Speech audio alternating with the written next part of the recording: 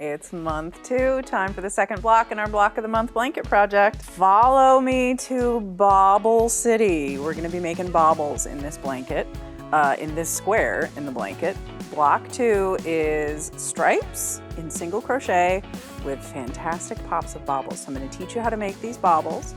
And if you are a relatively beginner crocheter, you're gonna get a lot of project practice with single crochet in this block. Let's get started. All right, it's time for block 2 in our Block of the Month blanket project. I call this one Bobble City because there's so many bobbles, but they're so much fun and they're so easy to make and they're built into some stripes in this square. So this one is where we're gonna practice a lot of single crochet, and this one has a different construction than every other square in the blanket. Every other square in the blanket, we start in the center and we work out. This one, we start at the bottom and we work our way up. I just thought I'd throw that curveball at you in this project, just to help you understand that like this should be just a jumping off point for you to create your own blankets in the future. Find motifs that you like, put them all together and make gorgeous blankets out of them. So this one starts with a chain of 27. I'm not actually going to chain 27. So why do I want 11 chains if I'm thinking about doing 10 stitches? Well, when you're doing single crochet and you're going to work back along your foundation chain, you always have to go into the second chain from the hook, not the first one. So if I want 10 stitches, I need 11 chains. If I wanted 27 stitches, I need to chain 28. So I'm going to go back to the second chain from the hook. And if you need a little bit of help with single crochet, we do have a stitch support video for that, and we'll put the link above for you. I'm going to work into the second chain from the hook. Now, because this block is going to be worked into the larger blanket, I'm not going to work under the top strand of the chain. You could, for your first stitch, just go right here under that top strand to make your first single crochet, and then work under the top strand of all the other stitches. But, and I will show you in a minute why I don't want to do that. Let me just go back to my chain here. All right, I'm going back to my second chain from the hook, but I'm actually going to roll it over. And you see that bump in the middle? Can you see those? It's like a straight line of stitches down the middle of those chains. That's the back bump. And I'm going to work under that. And it is fiddly. It takes a little bit of concentration. This is another reason why I like using a pointy hook for this project. This block in particular. All right, there's our first single crochet. There's the next back bump. Again, be patient with it.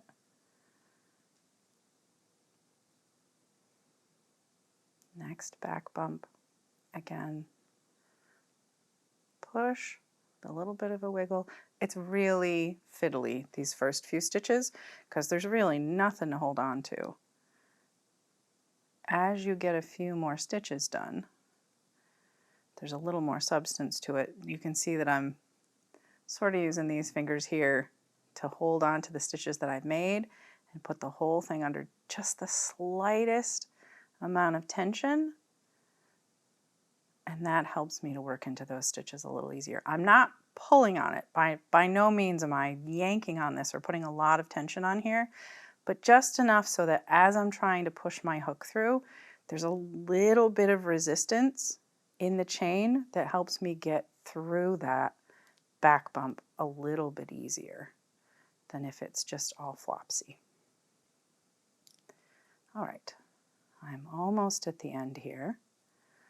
And I wanted to show you, because I started with a slip knot, that this last one looks almost incomplete, like it's not really a stitch, but it is. If we go back and count our single crochets, so if we go backwards from our hook and count, there's 1, 2, 3, 4, 5, 6, 7, 8, 9. We've made 9 single crochets, so there's one more to go. The back bump is, it is there. It's this little bit here. See that? That's it. If you can't find it, and if you're not sure if the strand you're going under for this last stitch is actually the back bump, it's okay.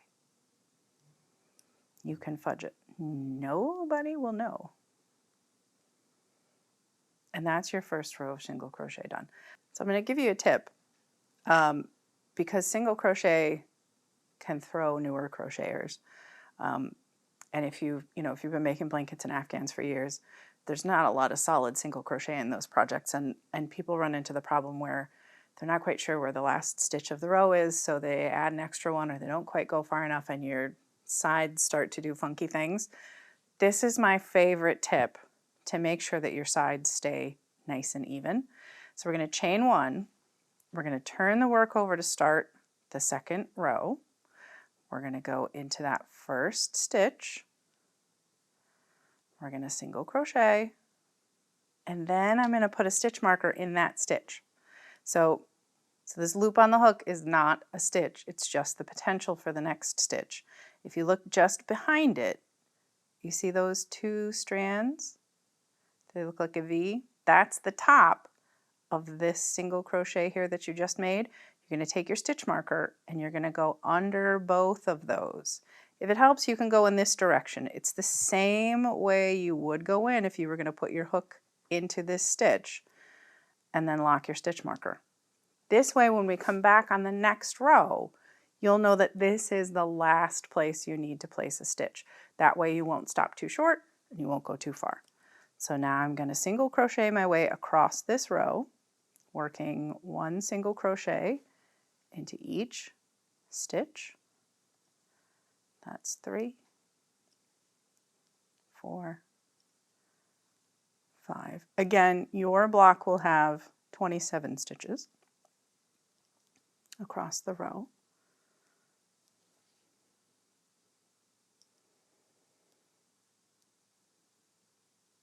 I've reached the end of the row. Same thing. I'm going to chain one. I'm going to turn to start row 3. I'm going to do that first single crochet, and then I'm going to put a stitch marker in it. So you'll have 2 stitch markers on your piece, one at each end.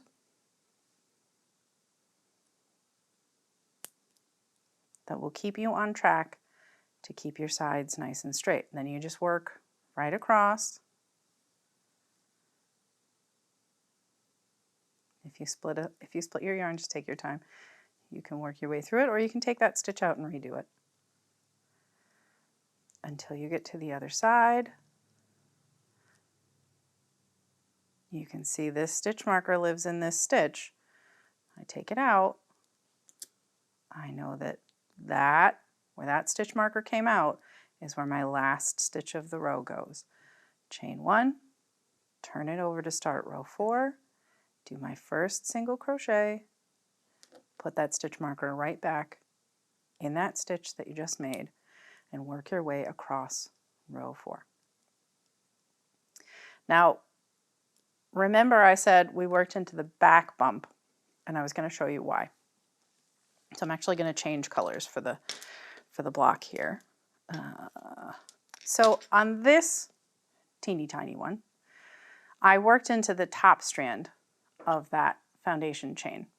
And you get, this nice little wavy bit at the bottom. That's attractive. But we're going to need to work into the bottom of these stitches when we put the whole blanket together. And when I turn it to look at it on edge, it's not super clear which one of those, like where is the chain? Where is the bottom of the stitch that I would put my hook into to do a stitch? Is it this bump? Is it this bump? Is it neither of those? Do I need to roll it to this side? When you work into the back bump of the chain, when you look at the bottom of your work, you have what looks like the top of a stitch. And that takes the guesswork out of when we join this whole thing together, because you'll be able to go under those 2 strands. It looks just like the top of a stitch. So it's a lot easier to find the stitches along the bottom when you work into the back bump of that foundation chain. All right, so you chain 28 and you do 4 rows of single crochet. And then you are ready to change colors and do your first row of bobbles. What I'm going to do is actually take out this last stitch, because when you change color in crochet, you always want to do it with the last stitch of the row below or beforehand. This is a good tip too. You could work from the outside of this. You could take the ball band off and you'll find an end on the outside, but I always like to work from the inside, and I squish them this way first. I squish them. And then you can see that nice spiral? That's a nice spiral here. On one end, it looks a little bit more like a square on this end, but when you squish it, you can reach into the center of the skein. And when your fingertips meet, there's usually a strand of yarn somewhere around there that you can pull on, and you can pull yarn out. Now, there are lots of names for this tangle of yarn that come out. I'm not going to use any of them.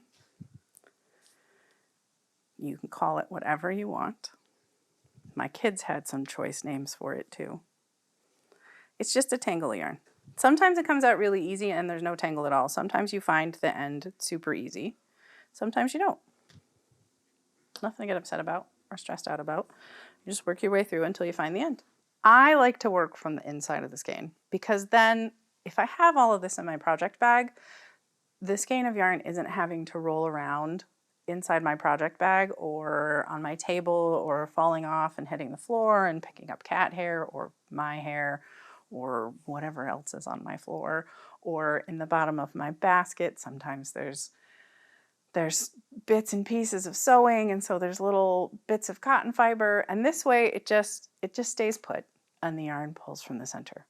I could take this yarn and wind it on a ball winder and have a cake, but these skeins are already wound for you, so I find that it's just easier to pull from the center until they start to get really thin.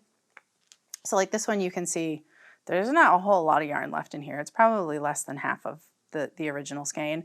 It's gonna start tangling on itself and the ball band is gonna wanna come off. So at this point, I would probably rewind it either into a ball or into a cake with my ball winder, just so that I can continue to work from the center and it just sits solid in my project bag or on my project space and isn't rolling around. So I'm gonna change color in this square. This is row 5. What I'm gonna do is just hold a loop. There's no slip knot. I'm just going to hold a loop of this yarn in my hand to complete the last single crochet of row 4. See? Done. That stitch is finished. The stitch isn't finished with the new color. The new color is that new loop on our hook that's the potential for the next stitch. So now I'm going to chain 1. I'm going to turn my work over to start row 5. Now, our original color is still attached here. Leave it. Don't cut it. I'm going to single crochet into that first stitch and the next. I'm going to single crochet into each of the first 6 single crochets. So I'm doing 6 single crochets. 2, 3, 4, 5, 6. And now we're ready to do our first bobble. And these are made with double crochets that we don't quite complete until we're all done. So we're going to yarn over first into the next stitch, yarn over and bring up a loop, yarn over and pull through 2, yarn over and pull through just 1. So we're not going through that original loop on our hook, and we're going to leave these here. We're going to do that again. We're going to start a double crochet, come back through 2, come through 1. We're going to do that 2 more times. Come through just 1. Come through just 1. Now we've got 5 loops on our hook. We're going to yarn over and very carefully pull through all 5. See that?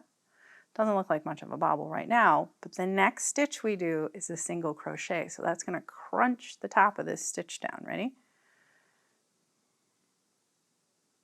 See that? and it disappears on this side. Where did it go? It's over here. So now we're going to do 5 more single crochets because we did 1.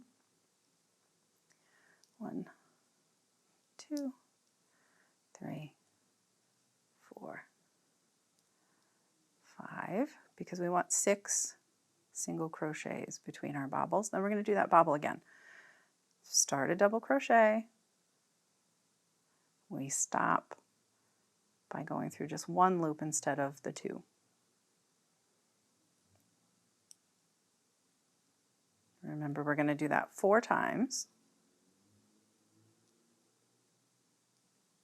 That's 3. That's 4. Yarn over and pull through all 5 loops on your hook. And then we're going to single crochet in the next 6 stitches. There's 1. That crunches our bobble, makes it pop out on the other side. 2, 3, 4, 5, 6. We're going to do 1 more bobble. It's important to kind of catch yourself here and slow down, because if you've been crocheting for a long time, your muscle memory is to pull through those 2 stitches when you complete a double crochet. And I like to slow down because I go on autopilot. I mean, I want to complete that double crochet and keep going, but I'm only coming through 1. Through 2, and then just through 1. Then I've got those 5 loops on my hook. Then I can complete them all at once. Then I'm going to do 6 more single crochets.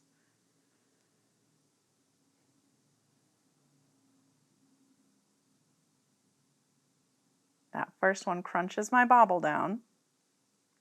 2, 3, 4, 5. If you're using those stitch markers to remind yourself where the last stitch of the row is, this is where you'll find that stitch marker. And your last single crochet. Now, each row of bobbles is just 1 row. So you can cut that yarn now. And I'm going to yarn over and pull through to finish. Then I can set that yarn aside because you'll need to come back for that color in the 3rd row of bobbles. Now, remember I told you not to cut the yarn back here. That's just because I'm particular about it. And sometimes I have found in my life that I need to take out a row, put in an extra row, and if I haven't cut this yarn, then I can just keep going. So I always give yourself a little insurance plan. Don't cut your yarn until you know that you're ready to move on to the next thing. So I'm ready now. So now I'm ready to start the next row. So remember that my bobbles were on the back side when I worked that row. So you want to make sure that the bobbles are not facing you when you go to start this next row. So because we fastened off with that stitch, what we're actually going to do is put our hook into that last stitch, fold over our main color, and bring up a loop that's not a stitch, it's just potential. Then I'm going to chain 1, and then I'm going to turn to work my next row of stitches. So in that same stitch where we joined, I'm going to do a single crochet. You can give that tail a little tug if it's bothering you. And if you're using your stitch markers to mark the ends of your rows, this is where you would put that stitch marker into that stitch that you just made so that it'll be there when you come back on the next row. Now I'm going to work single crochet all the way across this row. So this will feel just like the other rows of single crochet that you've worked up until this point until you get to the bobble. And this is where it's important to slow down and really pay attention to your work. So there's 1 single crochet stitch that lives hiding just here under the right hand side of your bobble. The next one lives up here sort of at the top and just behind the top of your bobble. So if I really rotate it here, you can see it looks like a long chain stitch. That's the single crochet in the top of the bobble. So it's actually really easy to get into because it's so long. And you'll do a single crochet there. And then the next one is just out here to the left of the bobble. And you'll do 1, 2, 3, 4,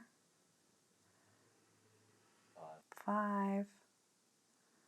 The 6th one lives just hiding under that right-hand side of the bobble. Then the bobble are those 2 long strands on top. And then 6 more to the next bobble. 3. Oh, that one does not. That stitch is like, nope, nope. So we just do it again. 3, 4, 5. There's that 6th one hiding just under the right-hand side of the bobble. Those long strands at the top of the bobble. And then we'll have 6 more on this side to get to the end of the row.